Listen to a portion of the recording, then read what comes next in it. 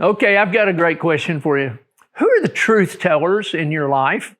Now, I want to tell you a very personal story. Many, many years ago, I was 27 years old. I was working at the nonprofit I'd built, working with gangs, and at that time, I was trying to build a boys' ranch, and ultimately we did. We built a 500-acre residential treatment center and worked with tons and tons of kids, but also a lot of gangs.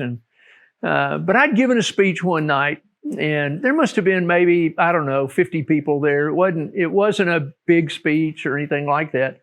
But the next day, I got a call from David Butler.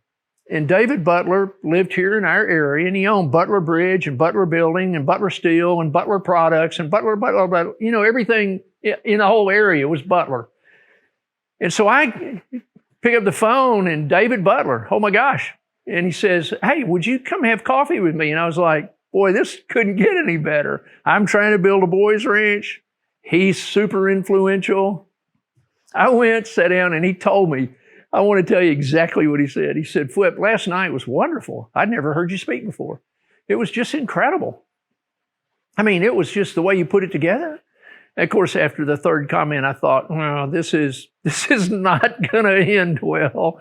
And then he leaned across this desk that was bigger than most rooms. And he said, can I just be really truthful with you?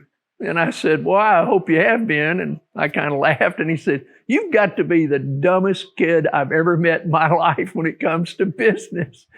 And I was like, well, one, I'm not a kid. Two, I'm well-degreed and know my stuff. And I didn't say any of that. I was kind of in shock. And he said, Flip, listen to me. Do you want to hear this or not? I'm telling you, you're dumber than dirt when it comes to business. And I was like, well, David, and I started to argue. And he said, no, listen to me, boy. This is not hard. Just admit you don't know much about business. Just admit it. I get that you know psychology and you know gangs and people and kids and all that kind of stuff, but you don't know business.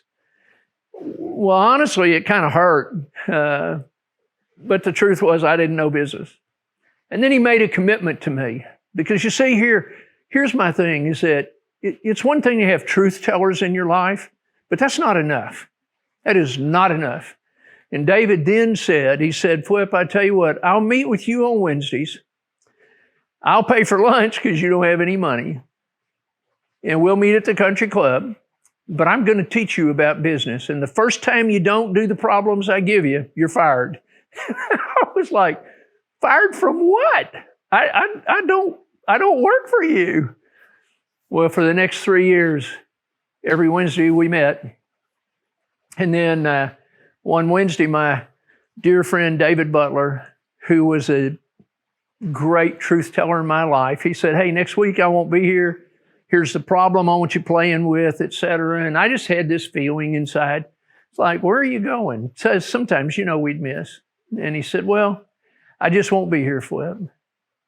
And I knew he had coronary heart disease, and he passed away that Saturday night. I'll never forget sitting there at lunch with him that Wednesday at Briarcrest Country Club when he reached across and patted my hand, and he said, you've been a good student, son. You've been a good student. I'm telling you, we need truth tellers in our lives, but they need to love us deeply so we can learn greatly.